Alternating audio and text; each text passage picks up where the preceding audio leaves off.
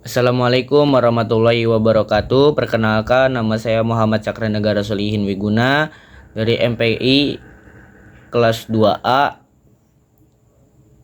MPM 25106311200023. Saya akan menjawab tugas akhir dari mata kuliah Sejarah Peradaban Islam.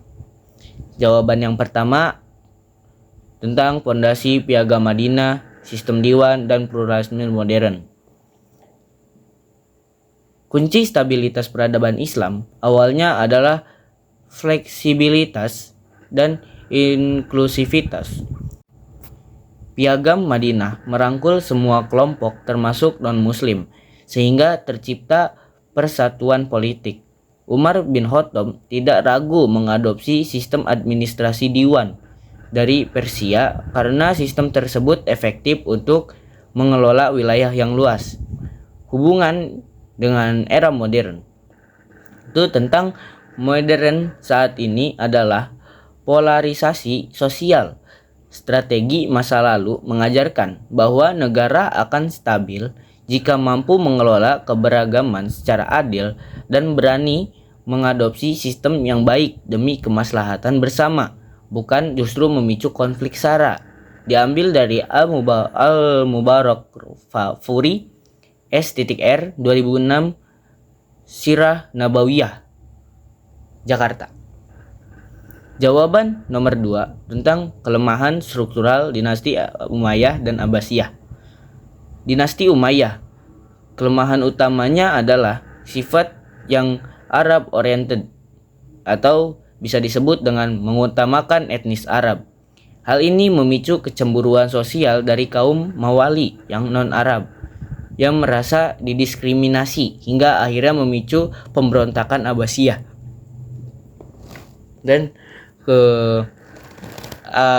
dinasti Abbasiyah itu terlalu fokus pada pengembangan ilmu pengetahuan, the Golden Age, membuat mereka lemah secara militer dan abai pada kontrol wilayah kekuasaan yang luas.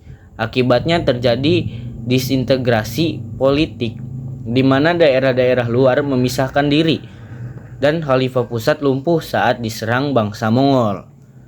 Diambil dari Shalabi A 2003 Sejarah Kebudayaan Islam Jilid 2 Jakarta.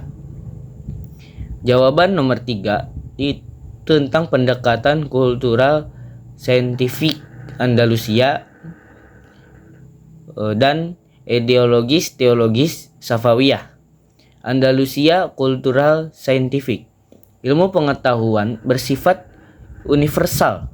Ketika Andalusia terbuka pada sains, ilmu tersebut diadopsi oleh orang Eropa Barat dan memicu gerakan Renaissance. Dampaknya abadi hingga sekarang karena sains bermanfaat bagi seluruh umat manusia tanpa memandang agama. Safawiyah, ideologi teologis. Pendekatan yang berfokus pada doktrin agama, bisa disebut Syiah, sebagai alat legitimasi politik kekuasaan cenderung bersifat eksklusif. Dampaknya terbatas pada penguatan internal kerajaan saja dan sering memicu konflik dengan tetangga Sunni atau yang bisa disebut Turki Utsmani, hingga kontribusi globalnya tidak seluas kemajuan sains. Diambil dari Yatim B 2008 Sejarah Peradaban Islam Jakarta. Saya lanjut ke jawaban yang nomor 4. Bangsa Mongol dan ekspansi militer Turki Utsmani. Asimilasi balik Mongol, penakluk militer yang akhirnya ditaklukkan secara budaya oleh wilayah yang mereka jajah. Keturunan Mongol memeluk Islam karena kagum pada kedalaman peradabannya, lalu melahirkan dinasti besar seperti Ilkhanat dan Mughal. Militer birokrasi Turki Utsmani sangat efektif untuk memperluas dan menjaga stabilitas wilayah dalam jangka panjang melalui sistem pertahanan militer seperti pasukan Janissary yang kuat dan birokrasi terpusat. Perbandingannya, kekuatan militer Utsmani unggul dalam menjaga batas geografis. Namun, asimilasi budayanya, Mongol membuktikan bahwa daya tarik nilai dan kebudayaan Islam jauh lebih kuat dalam menyentuh hati manusia dibandingkan pedang. Diambil dari Ali K. 2003 Sejarah Islam, Turki Islam, Tarikh Islam, Jakarta. Lanjut ke jawaban yang nomor 5, Islamisasi damai di Indonesia dan radikalisme global.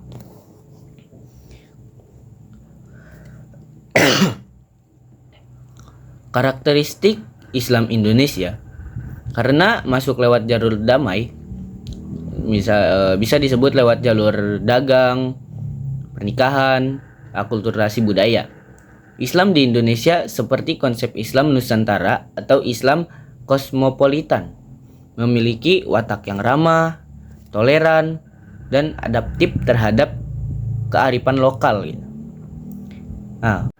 Merespon radikalisme, karakter yang moderat ini menjadi benteng alami ketika ideologi radikal global yang kaku mencoba masuk.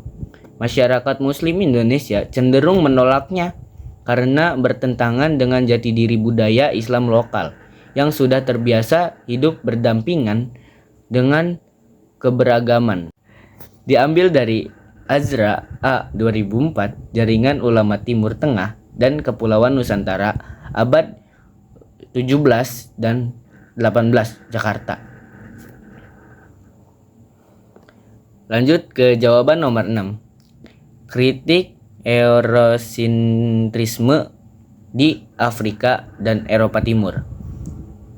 Kritik sejarah narasi eurosentrisme mengklaim kemajuan Barat modern murni dari sejarah mereka sendiri.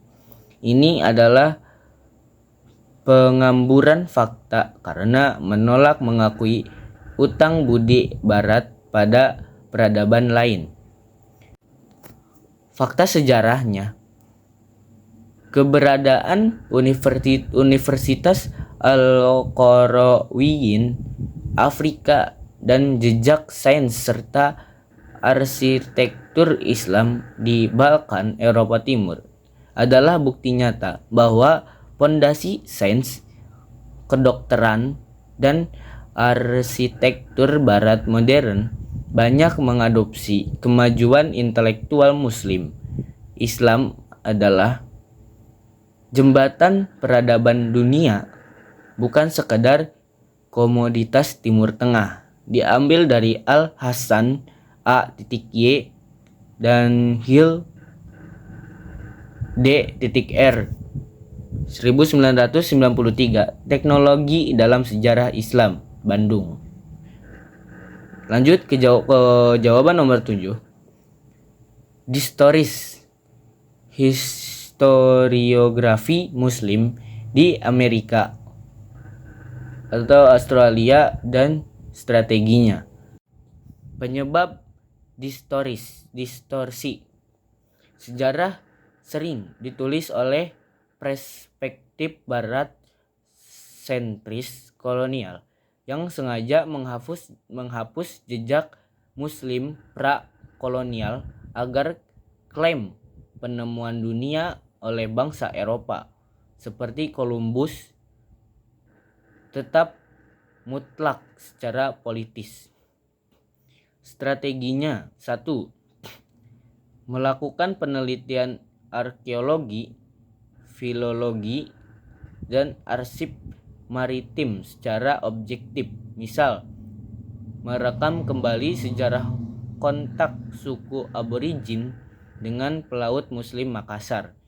Yang kedua, mengintegrasikan bukti sejarah alternatif ini ke dalam buku teks sejarah nasional dan kurikulum sekolah internasional agar sejarah dunia ditulis secara adil.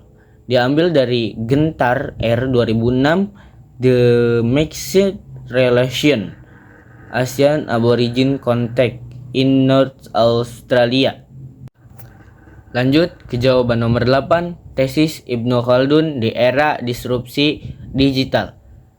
Tesis atau simpulan. Faktor internal paling krusial yang menentukan mati hidupnya peradaban Islam di era disrupsi digital saat ini bukanlah ancaman teknologi dari luar, melainkan kemerosotan moral individu, hilangnya solidaritas sosial asabiyah yang disebut asabiyah, serta kegagalan umat dalam menyeimbangkan antara kemajuan digital dengan nilai spiritual. Di era digital, jika umat Islam terpecah belah karena polarisasi dan hoax, hilang ashabiyah, serta terjebak dalam budaya pamer virtual yang konsumtif, gaya hidup mewah gitu, maka peradaban tersebut akan menua, membusuk, dan runtuh dari dalam sekaya apapun infrastruktur digital yang mereka miliki. Diambil dari Khaldun I 2011, Muqaddimah Ibnu Khaldun, terjemahan Jakarta, Pustaka Al-Kautsar. Sekian yang bisa saya sampaikan, mohon maafnya kurang lebihnya mohon maaf. Wassalamualaikum warahmatullahi wabarakatuh.